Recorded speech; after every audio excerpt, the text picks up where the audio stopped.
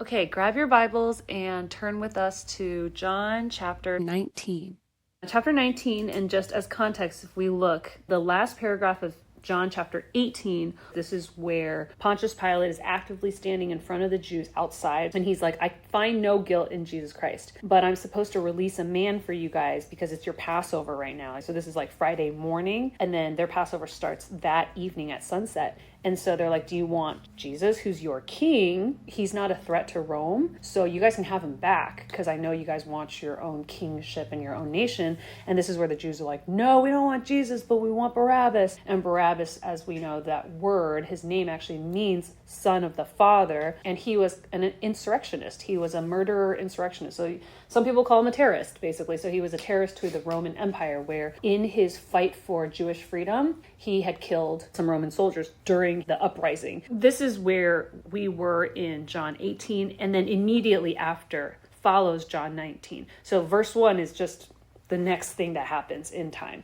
So, no, we want Barabbas. And so because of that, then verse 1, then Pilate took Jesus and flogged him. So probably as a way to appease the Jews, because the Jews were getting really riled up, rowdy, starting to become a mob. So Pilate, even though knowing Jesus is innocent, flogs him. And now this word in English we see as flogged, but based on what we now go back and study in Roman law, as well as the Greek word, this word is basically like the lightest form of beating. So it is still beating, but it's a light form, because he has given a no guilt sentence, right? So Pilate has just officially pronounced him no guilt. So then you can't flog him as though you're sentencing him. You can only flog him like a light beating. It's still physical, but it's like a lighter hit versus the whip with nails on, like the really bad one that does happen later, by the way. But this initial one seems like it's Pilate just trying to appease the Jews. Like, okay. You are upset. I will give him like a light beating and get over it. And then I'm going to set him free, because by Roman law, you cannot convict. He's innocent. I have no grounds. So I'm not going to put him to death. So I'm going to do this, give him a little beating, put him back, and then release him. So here, that's why right after, so it goes then. So it's continuing directly from chapter 18, because the Jews were starting to be like screaming and crying, no, we don't want Jesus, we want Barabbas. So therefore then Pilate took Jesus, did a quick beating. Verse 2, and the soldiers twisted together a crown of thorns and put it on his head, on Jesus' head, and arrayed him and put on him a purple robe. Verse 3, they came up to him saying, so this they is the soldiers, the Roman soldiers. The Roman soldiers came up to Jesus saying, Hail, King of the Jews. And so this is like the phrase, Hail Caesar, Hail Caesar. So they're mocking not only Jesus, but they're mocking the Jews. They're basically like, all right, Jews, you guys are a joke. You guys keep trying to revolt and have a king. Okay, this is your king. This is the best you could come up with. So it is absolutely also mocking the Jews. This is your best. And struck him. So the Roman soldiers then struck Jesus with their hands. Verse 4, Pilate went out again and said to them, see, I am bringing him out to you that you may know that I find no guilt in him. Remember, Pilate went inside because Jesus was inside. Has this done inside. Now brings Jesus out. So Jesus is probably like bruised and bleeding with this crown of thorns. And so Pilate is showing Jesus in his beat up state to the Jews, being like, okay, look, I'm bringing Jesus out back to you guys to know that I find no guilt in him. But also, like, I don't think he's a threat to you guys either. Can we all just go home? Because there's this huge festival about to happen, which is the Passover. So can we just call it a day? Okay, I did whatever light punishment. Like, he is no threat of Rome, and I've already weakened him. So I don't think he's a threat to you guys as Jews as well, because your religious ceremony is about to start. I don't think he's going to be a threat. So let's just go home. But they were not happy, right? Verse 5, so Jesus came out wearing the crown of thorns and the purple robe. Pilate said to him, behold the man. Many scholars think it's Pilate's way of trying to gain some pity for Jesus. Like, look at this poor fellow. He is of no threat. Look, pay attention. Look at this guy, okay? He's not a threat. You guys are way more powerful. You guys have this under control. Let's just all call it done and done. Let's go home. But the irony is that when he says, behold, it means look, pay attention. So Pilate's intention was to gain some pity and to kind of appease the Jews, kind of calm them down. But God's intention is, look, pay attention to this man, to the Son of God, to Jesus Christ, the one who will take away the sins of the world, the one who will come and save us from eternal death. Pilate's invitation and his intention is different, but God's invitation is real, to invite all humanity to look and to pay attention at this Jesus Christ. Verse 6, when the chief priests and the officers saw him. So remember, these Jewish chief priests and Jewish officers and the Pharisees were gathered outside of Pilate's house. Pilate brings Jesus out and goes, look at this poor fellow. Okay, are we good? But no, they cried out, crucify him, crucify him. And so here is absolutely the phrase that we're very accustomed to, especially if we go through any type of devotions with Good Friday. And this is absolutely, it's an imperative. Crucify, like do this. You need to crucify him. Crucify him. So Pilate said to the Jews, take him yourselves and crucify him, for I find no guilt in him. Now we all know this is sarcasm because Pilate and the Jews all know, as they had just said minutes ago, we have no authority to crucify anybody. The Jews have no authority to crucify anyone because of the injunction that the Roman government had over. So the Roman government had already restricted, taken away, confiscated their authority to do any capital punishment. And also the crucifying execution method is only for the Romans. So when Pontius Pilate, a Roman governor, is coming in and saying, you go crucify him. He's like, A, I know you can't even kill a man no matter with stoning or crucifying. And B, you don't even do the crucifying method. So 100%, it's not like he's like, okay, I'm giving you authority. It's sarcasm. There's like tension and mockery between them. So there's like, look, you guys deal with it, okay? Like you can't kill him, but you deal with it. Do whatever you want to do, but you cannot kill him because I don't find any guilt in him. So this is like the third time in John that he's saying, I find no guilt. Now, if you take all the Gospels together, it seems that he says it 5 or 6 times, again and again and again, I find no guilt, I find no guilt, I find no guilt. It does seem that Pontius Pilate made it really clear to his Roman court side, but also to the Jewish side, and was trying to prevent the crucifixion to happen, but the Jews were like pushing for it. And so, verse 7, the Jews answered him, we have a law, and according to that law, so this is the Jewish law, this is the Mosaic law, the Levitical Old Testament law, we have a law, and according to that law, he, Jesus, ought to die, because he has made himself the Son of God. So here, they finally reveal, because remember, last chapter, when Pontius Pilate asked them, they were like, well, we wouldn't bring him. Right, they were being coy. Right, but here, finally, they've revealed their hand. It's a religious charge. The true charge is actually not political, it has nothing to do with the Roman government, it has nothing to do with treason against Caesar, but it's a religious cause. Verse 8, when Pilate heard the statement, he was even more afraid, because now he's like, wait, you guys want to kill him because he claims he's the Son of God? And if you think about it, in Roman and Greek mythology, there's a lot of stories where one of their gods or demigods is disguised as a human. So he's probably like, hold up, is this Hercules? Is this Zeus in a human body? Right? In their religious construct back in the day, he was like, oh my goodness, I'm going to die. Like if this guy really is like some Roman god manifested in human, right? Obviously we know that's not true, but like back then we got to transport ourselves back to 2,000 years ago. In their Roman religion, this is a very plausible situation. Plus, we know from Matthew that his wife actually sent word and said, I had a dream that there's going to be this guy. Do not have any dealings with him. If you do, we are done. Do not touch this guy. This was whose wife? Pontius Pilate's wife. His wife said that. His wife had a dream. He's like really freaked out. After they flogged him a little already? Yeah. Oh no. So like she sent word. So that's why he was even more afraid. So that's why he was like, oh my gosh, this must be the guy. Because the wife didn't say Jesus. She's like, there's going to be a man. Some guy that is holy. Do not, make sure you have nothing to do with him. So he probably didn't realize, because remember, no one told him that Jesus' true charge was because he claimed to be the Son of God, right? They said he's the King of the Jews. So and he also said, like, we wouldn't bring him here if there was nothing going on. So at first he thought it was just a human-to-human conflict, like a political thing. But his wife sent a message that morning. Remember, this is early morning. So the wife had the dream at night, Thursday night, right? Sends a messenger to tell her husband who's at the office working or whatever, and she's just sending someone to say, hey, if a man comes in, do not touch this guy. Do not hurt him, because there is some deity. There is some divine link to this. So Pilate didn't put Jesus and the dream person together yet until finally the Jews reveal that the real charge, their religious charge, is because he claims to be holy. He claims to be deity. He claims to be God. And so that's where he's like, wait a second, my wife had a dream. She told me not to. So this is like all of it together, plus their background in their Roman polytheistic religion, right? Verse 9, so he entered his headquarters again. So now he's going back inside after showing them. So now he's pulling Jesus back indoors, and he's like trying to have a private conversation with Jesus. So Pontius Pilate enters back into his headquarters, the Roman governor's headquarters again, and said to Jesus, where are you from? But Jesus gave no answer. And this is actually a really good question, because obviously he knows that he's from Galilee. Remember, that's why he pushed him over to Herod, because he's like, Galilee is your jurisdiction. But he now is like, wait, you have some link to God? So for the Romans or the Greek mythology, it'd be like, are you from Olympus? Mount Olympus? Are you from Zeus's house? Are you from the god lands? So he is asking the right question. Where are you from? Because remember, in all the chapters before, when Jesus was trying to explain to the Jews, he's like, I came from God.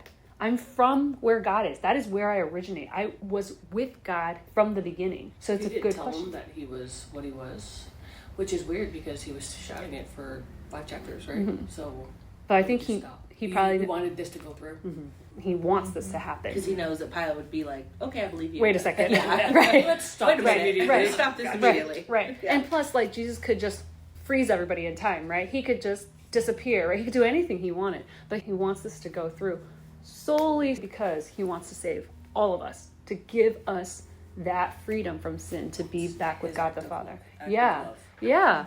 That's what's so important. So therefore, Jesus did not answer. But some people will also argue, because he did talk about it before. Remember when he was like, okay, are you really a king, last chapter? And he was like, I have a kingdom that isn't of this world. So some people are like, Jesus already answered him, so he's not going to answer again. But I don't see our Jesus Christ being like that arrogant and haughty and proud. Like, I already told you once. Yeah. You know, He didn't want Pilate to stop it, probably. Right. Because he knew that this ball is going to start. He wants this to happen in this method. This is Jesus' plan. This is God's plan. So he's like, this needs to happen. And it needs to happen through the Roman governor. It needs to happen through crucifixion. So if he releases me out, then I go into stoning. But it has to go through the cross, not stoning method, right? That we had talked about last chapter. So verse 10, so Pilate said to him, and now you can see where this racial tension, but also where Pilate feels like the Romans think that they are more superior. So Pilate says to him, you will not speak to me? And in Greek, it actually goes, emoi, like I, you don't speak? Like he puts himself first, the emphatic, like I am so important. You are not going to speak to me? Like me, you're not going to speak to me? So the emphasis is Pontius Pilate's own power, where he's like, Jesus, do you not know who I am? I am so important. Do they all speak the same language? They're speaking in Greek, because that's the lingua franca, which is the international language. It would be like the French and the Germans, but they're speaking English to each other. Okay. They speak a different language at home, but then they speak this international language. It is like English nowadays, modern day. Okay, so everyone spoke Greek back then. That was the international language. Okay. But the Romans obviously spoke Latin, and then the Hebrews spoke Aramaic Hebrew. Yeah. Okay. So then that's why later on we'll see there's 3 languages later on. Right. That comes up. Yeah. Okay. Yeah, so we assume that they're probably speaking in their international language, which is Greek. But yeah, so then he goes, do you not know that I have the authority to release you and authority to crucify you? So Pontius Pilate is like in disbelief. He's like, I'm the one who holds the cards here. I'm the one who has the power. Do you not know? And then you ignore me? You don't want me to save you from this? Yes. Kind of thing? Exactly. Mm-hmm. I am your savior. I can be your savior. Not realizing Jesus Christ is actually the savior, right? But he only has the power that he can see and that he thinks. And it's not even the true reality. So now Jesus answers, verse 11, Jesus answered him, you would have no authority over me at all unless it had been given you from above. So therefore, Jesus does make it really clear. All this power that you hold is actually from above. That you think you hold. But then here's the reality, because when they actually go back in time and look in history, Pontius Pilate, so this wife, the wife is actually the granddaughter of the Caesar. So not Julius Caesar, the guy after him, Octavius. So that guy had kids. Julius Caesar, by the way, is not the Caesar right now. It's Tiberius. So it's Julius Caesar, Octavia, and then Tiberius. So it's this third one after Julius Caesar. The second Caesar had kids, and then the granddaughter is married to Pontius Pilate. So because he's married into the past Caesar's granddaughter, so then they gave him this this title. And so in a sense, he also knows that he doesn't really have much standing. He didn't earn it. He got it because he was married to somebody. The irony is that when Jesus is like, it was given to you from above, he could have been like, oh yeah, it was given from Roman government. This jurisdiction, this authority, all of this was given because I'm married to someone. And it is also true. Like, technically on earth, his power wasn't even earned by himself. It was given by Roman government. But Jesus here has it in a double meaning, which is not only from Rome, but from God. And God gave it to Rome, and Rome gave it to you. But all of this was only sanctioned because it was given to you. You are passive. You are not active in this. You are the passive receiver. You didn't earn this. Right. I think it also highlights Pilate's stress, like the Jewish pressure, where the Jews are pressuring him, and the Jews know. It's not like a secret. The Jews know he came based on nepotism. So the Jews are exploiting that. They know if they push him hard enough, because they're threatening to have a revolt. They're threatening to have a mob. Then the Roman central government is going to be like, Pilate, why are you so useless? Right? He already doesn't have much going on for him. He's kind of like a weak governor, only got this through marriage. Yeah. And then so there is pressure that he wants to appease the Jews. And the Jews absolutely know that. So they pressure him, knowing, look, we're going to threaten to start revolting and cause a mess. And then if Roman central government has to send extra military to help push it down, it's like, you're going to get fired. Which, by the way, he does get fired a couple years later, because the revolt ends up happening again. They know that, and so they exploit him. And that's actually why we see some people say Pontius Pilate doesn't have a backbone. You see that he folds later on, because he was given this by appointment through a marital relationship. He's kind of like, okay, well, I'm just trying to survive here too. Yeah. Like, I need to stay in this position. So then Jesus says, therefore, he who delivered me. So we think that he could be Judas, Annas, Caiaphas, the Jews, the chief priests, the officers, the Jewish side.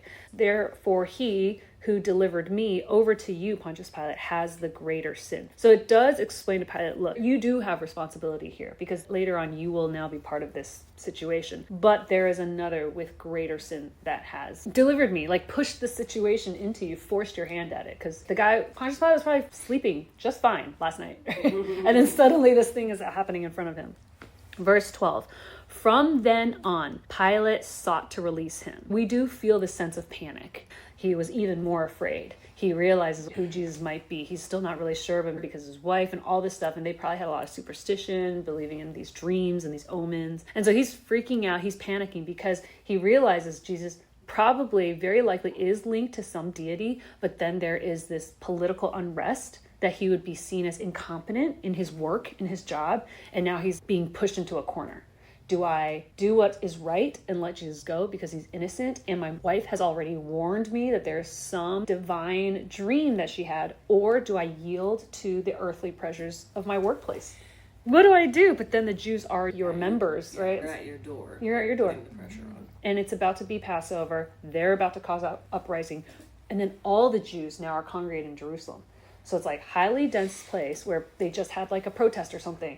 And you're like about to trigger That's something. True. There would have been all these They're people all that there. Came, like Yeah. thousands of people that have now come there. Right. So it would be a disaster. It'd be a disaster. It's like a domino effect. It's like, boom, and you're like, oh no. Oh, no.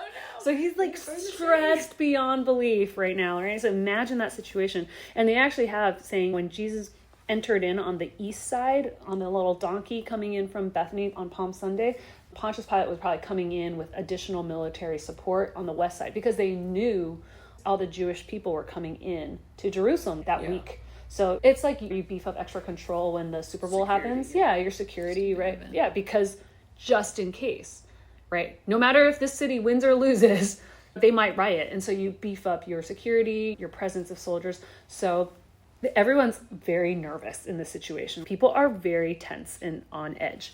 So Pilate basically sought to release him, so you really sense this panic because he knows all this stuff, but then he's faced with this intense pressure. But the Jews cried out, "If you release this man, you are not Caesar's friend. Everyone who makes himself a king opposes Caesar." And once again, this is where we see that absolutely the Jews, yes, they're exploiting. They're absolutely manipulating him and exploiting. They know his insecurity. They know his weakness. They know that he's really scared to lose the approval of the Roman central government, right? Like he wants to show that he's competent and able to handle this. And so they totally use this and just slam it in his face. It's basically like a veiled threat. And this is the sad part. He's probably maybe met him but never spoken to him. They're definitely not friends. He's like a low minion, right? So the idea is, are they also stoking Pilate's political ambitions that one day he wants to rise to be Caesar's friend? Maybe he wants to get promotions, right? So there's a lot of intentional manipulation here to force his hand. And so it's like, well, if you don't kill Jesus, then you're allowing a traitor to go, and now you are not a friend of Caesar, right? Wow. And they're screaming at him, right? So they're also basically like, and plus, we're going to start a revolt here and make you look bad. And so here's the irony, right? Suddenly the Jews sound like they're really loyal to Caesar. Like, they're totally two-faced because they just want to release Barabbas, who is fighting against the Roman government. Correct. And then in 1 second later, they're like, oh, you have to be a friend of Caesar. We're just trying to be loyal here. So you see that even as religious leaders, the heart and the manipulation is very deep here, very, very flaky. So then verse 13, so when Pilate heard these words, and once again, this is how we see it triggered him. When Pilate heard these words, he brought Jesus out, and now we go towards the sentencing, the death sentence. So it's very intentional. The Jews, when they said it, the chief priests and the officers, they are smart. They are politically savvy. That's how they got there. They're extremely powerful, but also extremely well-versed in political maneuvering. Mm-hmm. So as soon as they triggered this clause about opposing Caesar, being Caesar's friend, like this veiled threat that's happening, we're going to tell on you and we're going to make your life difficult, you see Pontius Pilate folds. He folds. Because remember, verse 12, Pilate sought to release him. He's like in a frenzy trying to get Jesus free, and then they trigger this clause, and then he suddenly freezes and then just does everything the Jews want. Verse 13, so when Pilate heard these words that the Jews were saying to him, were threatening, manipulating him with, he brought Jesus out, and Pontius Pilate himself sat down on the judgment seat at a place called the Stone Pavement, and in Aramaic, Gabbatha. So people have gone back to see what was this practice back in the Roman times. So supposedly there are these stones that you would elevate a raised seat. So this square block laid down under their seat denotes which one is the Roman general, because otherwise they're all sitting in chairs. So you need to say which one is the one in charge, which one's the commander, or which one's the one administering justice or presiding over the trial. So when you carry out the stone, you put a chair on it, an official decision is about to come out. So he sits himself down there. Verse 14. Now it was the day of the preparation of the Passover. It was about the 6th hour. So here John gives us like a parenthesis. By the way, here's a timestamp. This was on Friday. This is the day, the preparation of the Passover. This is the day where we prepare before we enter into Passover in evening during sunset. And it was about the 6th hour. So 6th hour here would be noon. So usually people start preparing their lamb. They start slaughtering their lambs around noon. So we're getting closer and closer to the time of slaughtering the physical little baby sheep, like the little lambs, the 1-year-old lambs. And there's thousands that are needed because every household, every feast needs one. So there's thousands and thousands of baby lambs about to be slaughtered for the Passover feast. And so the idea is that we are going towards that. Everybody around Jerusalem in their homes are preparing this. And Jesus Christ is also now on the court, on the steps outside in front of the judgment seat, about to be pronounced a death sentence towards his slaughtering, towards Jesus Christ, the Lamb of God, perfect without blemish. Jesus Christ is also about to be slaughtered for sacrifice towards around the same time. Now, many scholars have said, why is it that in Mark it says 9 a.m., it says the 3rd hour. So some people say there's 2 ways of reconciling it. One, we say it's just late morning. One says it's 9, one says it's 12. Maybe it's like a 10:30, or because they didn't have clocks at that point in time. So maybe the idea is just it's late morning. It's not 6 to 9, it's 9 to noon. Okay. Some people say it was 9 a.m., but John is just trying to say it's close to noon, which is true. It says it's about noon. It's going towards noon. It's almost noon, right? So John is just saying it's close to noon, and he wants to show that there's this linkage towards the physical Passover that was happening, the sacrificing of the lamb that usually happens right around noon. Because everybody doesn't slaughter at the same time because they have a process, and certain lambs have to be taken to certain places, and they have to like drain the blood certain places and do this process. So he could be like, okay, the line starts at 10 or the line starts at noon or something like that. The idea is that John is just saying simultaneously these things are happening, but the time range could be a 3-hour time window. So there are many discussions about why there are 2 times that are mentioned. Obviously, Critics will say, well, that means this is not real, but I don't think they contradict at all. I think they actually show us very nicely the whole entire idea. So critics sometimes will say, okay, well, that's why we think people just made this up. It's inconsistent. The Bible contradicts itself. This is where people are like, the Bible contradicts itself. You can't even get the timing of your crucifixion right. Yeah, but if they didn't have real clocks and stuff, then like there's got to be a general Right. that's about it Right. for everybody. Right.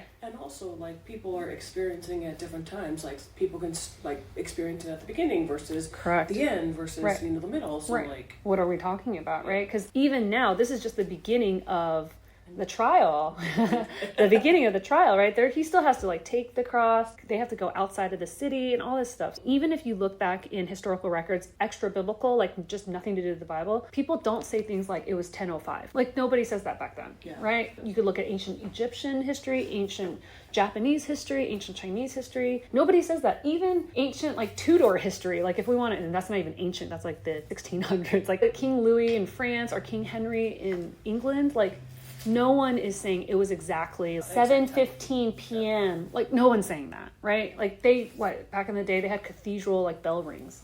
That's as good as you can get. between 7 and 8. Right, right. And sometimes they only do it every 2 hours, so you just know it's like some time frame. So I think for people to come back and be like, you can't get it right, I think that's like, you don't say, well, exactly when did Hammurabi, right? When did Attila the Hun enter and invade? Give me the exact time that Alexander the Great, like nobody does that either when you go into any historical findings. So then to say, well, one guy said 9 and one guy said noon, so clearly you guys are crazy and you guys made all this up. You guys contradict yourself. Bible's full of contradictions. I think that is unreasonable. You don't do that to Egyptian records or Chinese records or any records, right? Even our own American history. Can anybody tell me when was that Boston Tea Party? When exactly did that happen? And that only happened like what, 200 years ago. We can't even get, when exactly was the time that Benjamin Franklin signed on the Declaration of Independence? I don't know. I don't even think we have a time of day. I think we just have a day. So I mean, we're so lenient with our history, which is like 200 years ago. Like, come on now. So John is giving kind of us a timestamp here, but I do also think that it was intentional to just let the reader know that this time point throughout the entire city and throughout the whole nation of Israel was actually super important. They were all preparing to slaughter their lambs, their sacrificial lambs, and it's all happening, either already happening or about to happen. And so this was simultaneously giving us context of what's happening around the city, around the country. He said to the Jews, Pontius Pilate said to the Jews, behold, your king. And remember, he said, behold, the man before. And now he's like, behold, look, your king. And here is the irony of the situation that he's showing them. This guy bound and beat up, bloody, with thorns for a crown. And he's like, this is your king. And verse 15, they cried out, away with him, crucify him.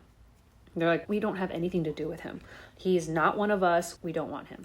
Pilate said to them, shall I crucify your king? And you can see Pilate really like, is this really what you want? Are you sure?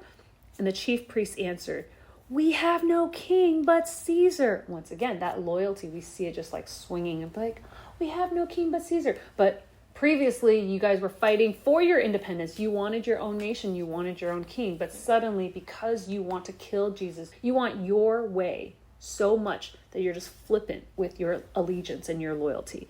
Verse 16. So he delivered him, so Pontius Pilate delivered Jesus over to them, the Roman soldiers, to be crucified. So here we have him sitting, Pontius Pilate is sitting on that judgment seat, the official judicial seat. And so here is where finally that official death sentence is pronounced. And so once that death sentence is pronounced, then he hands over Jesus, the prisoner about to get capital punishment, over to the Roman soldiers. And then everything happens. Then there's this additional flogging, and this is a very severe flogging, where that happens because the prisoner is about to go up. So you weaken them. The idea, some people think it has to do where you weaken them so they die faster on the cross. Otherwise, right, because otherwise they have records that show that some people can hang there for like 36 hours and not die. You're just holding on. And so they have all these other methods to try to make the actual process a little bit faster. But you can also argue it like satisfies this sick human desire of torture. Like we see it even nowadays when certain powers go unrestrained. People, if not held accountable, they will do atrocious things to prisoners, right? If you don't have like a camera in there, they could assault them, But there's this human sinfulness that kind of takes pleasure in torturing and abusing another human or animal or anything, right? But essentially, the Roman law allows for it because this person is going to die anyway. So in the process, you can just have at it. And that's also where the gladiator shows come from, right? Where the guy's going to die, so we'll just have him be ripped apart by animals for our entertainment. Or we'll have them kill each other for our entertainment. Otherwise, the death is so wasted. So let's make some money and let's make some entertainment. So this is where Pilate makes the official pronouncement of the execution sentence and has Jesus handed over to the Roman soldiers. And so here we now see, at the end of the day, Pilate is aware. He was in a panic. He got information from his wife. He knew that this guy is probably linked to God somehow, but ultimately he lacks the courage and he disobeys his conscience at the end because he's afraid of personal loss, right? Personal loss of whether it be pride or his reputation with Rome or his jurisdiction, whatever it is. So he essentially just hands Jesus over. So they took Jesus. So the Roman soldiers took Jesus. Yeah. Verse 17, and he went out. So the he now is Jesus Christ. So Jesus went out of the city because back then the Jews, especially because their Passover is about to happen, they don't want any killing or execution to be happening inside Jerusalem because it's too close to the temple. So if you need to die, you need to die outside. You need to be out there. So then Jesus Christ had to go out of the city because the sentence was pronounced inside the city because that's where the court was, that's where the governor's headquarters was. But now Jesus has to bear his own cross, so essentially the wood. He had to bear it to the place called the place of a skull, which in Aramaic is called Golgotha. So Golgotha just means skull in Hebrew Aramaic. And so the place of the skull in Latin is called Calvary. And that's why we say Calvary now, because that's the translation for skull. For the place of the skull is called Calvary in Latin, in Roman Latin. So sometimes when we sing or talk about it, we'll say the road to Calvary or Calvary, Calvary. To correlate. Calvary or Calgary? Calvary. Calvary. Yeah, Calgary is the Canadian city, Calgary. Yeah, that's where the Banff National Park is. So Calvary with a V, yeah, that's the one for Latin. But Golgotha is just skull, the Hebrew Aramaic word for skull, and the place of a skull is called Calvarii, basically, so Calvary in Latin. Okay. Yeah. Calvary, when we talk about it on Good Friday service or on Easter Sunday, that's where it's coming from. They had a name for it. So then that name just meant skulls because people are being executed. That's the execution ground for everybody else too.